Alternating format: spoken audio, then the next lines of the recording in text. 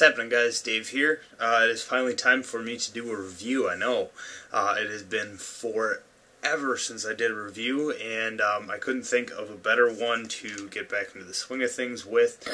I have not seen a review on it yet, unless Hero beats me to the punch with this, but there will be quite a few reviews on it. I have a feeling that has become the now infamous Black Afgano from Nasomatto. Beautiful bottle. The cap is enormous. As you can see, it's almost the size of the bottle. It's much bigger than I anticipated it to be. It is enormous. Presentation, the box is all black. All the Nasomattos I've gotten are like that. Kind of slides out. It does have a little travel cap, so you don't have to bring the huge cap if you want to bring the bottle with you on travel, which is nice. But for the most part, I would rather have this cap on there because it looks sweet. So, let's get into it. It was released in 2009. The perfumer is a perfumer for all Nasomatto fragrances, and I'm going to butcher his name, Alessandro Gualtieri, just going to guess. As far as notes, with all the Nasomattos, they're not listed to try and bring out your, I don't know, whatever you want to smell out of it, I guess. But I'm going to give you what I smell out of it as far as notes. The notes I get are oud, coffee, vetiver, musk, patchouli, cinnamon, vanilla, violet, and tobacco. I know that is a long list of, but it's kind of the notes that I smell in it, but at the same time it's hard to pick up, so these are just guesses. The ones I know I get are the oud, the coffee, the vetiver, the musk, and definitely patchouli. I do think I get violet in it, but I'm not sure. I'm not usually a fan of violet as well, so that's just a guess. But bottle sizes, there is one and one only, 30 ml, $185, hard to find. It is an Extrait de Parfum, so it's very, very concentrated, but I will get into that in a little bit. So, there's the bottle. We don't need to see it again. It is beautiful, though, the detail. Very well done. I really like the bottle. So, alright. To me, the classification, I would call this a dark oriental fragrance. To me, it is a dark, crowding, almost smothering fragrance. Right on the top, I can always tell this scent is going to be dark. It opens very heavy, almost too heavy for the first few minutes. I recommend letting it dry a bit before fully inhaling it. On the top, I mostly get a smoky, cloudy, just nasty day image in my head. It invokes more images than anything that I have smelled for me. I pick up on the vetiver, the oud, the musk, and some spices in the top, as well as almost a fruity note, which I cannot quite place. I don't know where it's coming from or what it is, but I do get a little bit of a fruity vibe. The top and the mid are fairly similar on my skin. I get the cloudy, murky, smothering type of vibe throughout this entire fragrance. It keeps my interest, which is tough to do these days. The mid, I do start to pick up what I feel is violet, but it could be a combo of musk and woods tricking me into thinking that. In scent type, it reminds me a bit of Narciso Rodriguez for him, but much heavier, darker, and I find it more interesting. The projection starts to die down in the mid a little bit. I still most definitely smell some oud, coffee, spice, and either cinnamon or possibly clove, maybe, and some smokiness with added earthiness from the patchouli and the vetiver. It's both green and smoky at once in the mid of my skin. I never smell the hash or the marijuana that people reference it to. It's supposed to smell like that. I don't really get it. Then again, it has been a very long time since I've smelled either. But I did dabble a little bit in that in my younger days. But I don't really get that personally. I'm glad I don't. I don't know that I would like it if I did.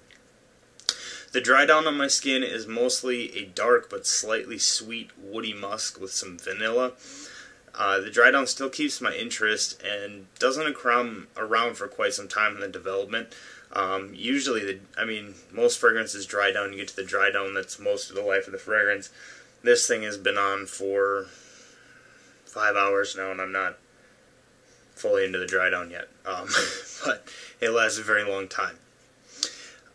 I still get that almost vulgar, hazy vibe, but it's sweetened up a bit, and it's less intense. Picking the scent apart has been a very frustrating experience for me, and I find it easier to describe its quote-unquote vibe than to say that I smell this note and this is what it's like. And as far as what I would say this fragrance is best for, I would say nights out, formal events, and dates. This is most definitely a mood fragrance. This is not something you are going to pick up and wear if you're not in the mood for it, because you will not enjoy it at all. As far as what women have said, this one has done surprisingly well on compliments for me. Given the type of scent that I was just expecting mostly, oh, you smell gross, but 80% of the time it was, what are you wearing? You smell great. And I believe I already mentioned this in my top 20 niche, that this is one of the ones that my mom actually enjoys, and she is picky as hell. Mom's got taste.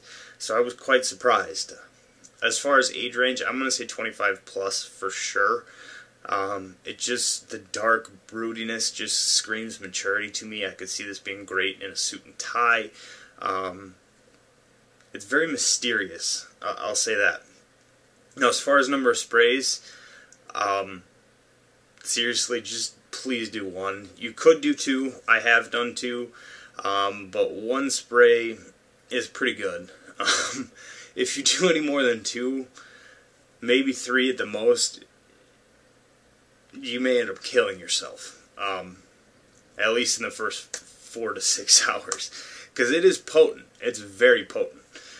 As far as who would like it, if you like dark, brooding, almost cloudy type of scents, then I definitely would give this a try. As far as dominant notes, this is a tough one, but I'm going to say oud, coffee, vetiver, patchouli, and maybe the smoky vibe. As far as who would not like it, if you are not a fan of dark fragrances, that this fragrance can seriously cause claustrophobia, even in people that are fans of dark fragrances. It's almost, I've said smothering, and that is a good word for, but claustrophobic is another good word for it.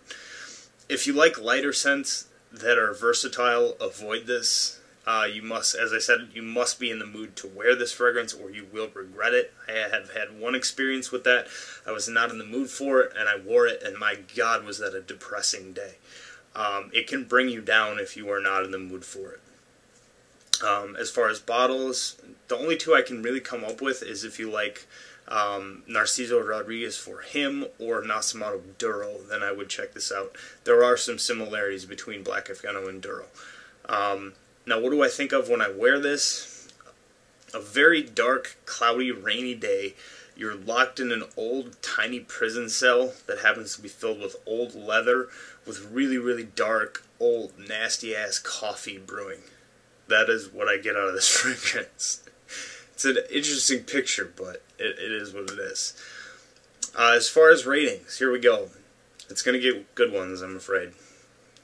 Wish it didn't, but, you know, prices. Overall smell, it's an A. Not quite an A+. I adore this, but this is the definition of a love-hate fragrance, in my opinion. It can be a bit too much at times, and as I'll keep saying it, you really need to be in the mood. Otherwise, this would be an A+ for me if it wasn't a mood-only fragrance. As far as projection, it gets an A-. Projection starts out absolutely insane. I mean, nuts on my skin. Further in, it becomes closer to the skin, but it can still be smelled pretty easily within your cloud, but it's not going to jump across a room after the first 3 to 4 hours.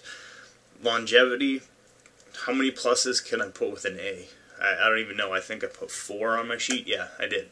This is the most ridiculous longevity I have ever come across, except for Duro.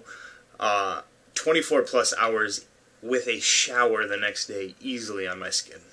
I almost have to consider wearing this 2 days in a row in order to wear it, which is fine with me because I'm really enjoying it. Now, as far as uniqueness, I'm going to give it an A-. There are really not many fragrances that smell like this, if any, except maybe parts of Duro and Narciso Rodriguez for him, which is much, much lighter, but it still has that cloudy kind of vibe to it.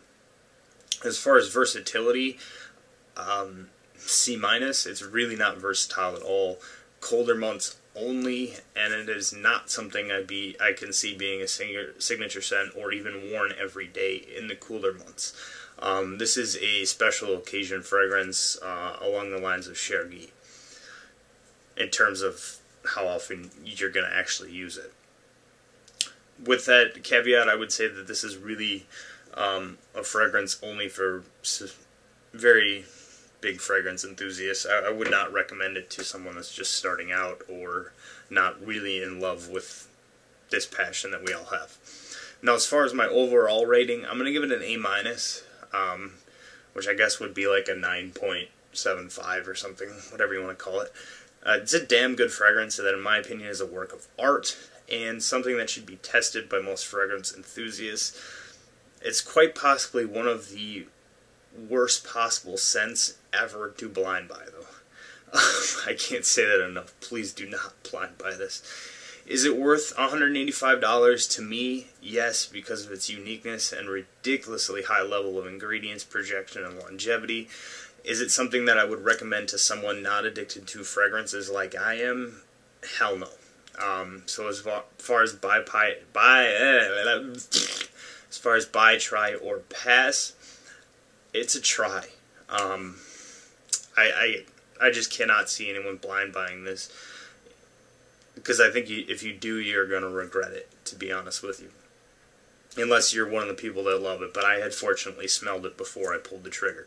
And actually the reason I did was I was trying to buy a part in, but basically they had all leaked from the place I bought it from. So they're like, well, we have Black Afgano and we'll throw this in. So they threw in a free 15 ml Serge Lutens of, what is it, Serge Noir, I think, which is okay. I'm not a big fan of it, but it's very dark, kind of camphor smelling, if that makes sense.